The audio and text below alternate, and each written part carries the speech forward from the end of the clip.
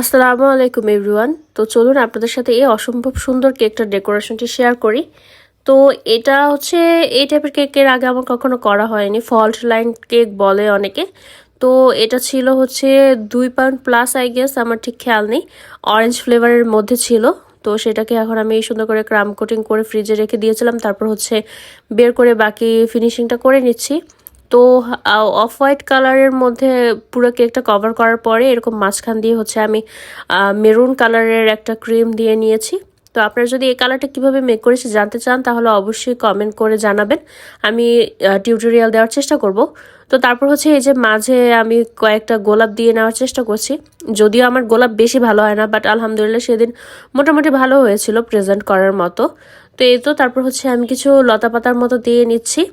তারপর নিচে দিয়ে আর উপর দিয়ে হচ্ছে এই সেম মেরুন কালারটা দিয়ে আমি বর্ডার করে নিব। তাছাড়া ভালো লাগছিল না, আমাকে যে রেফারেন্স পিকটা দেওয়া হয়েছিল সেটা ছিল না।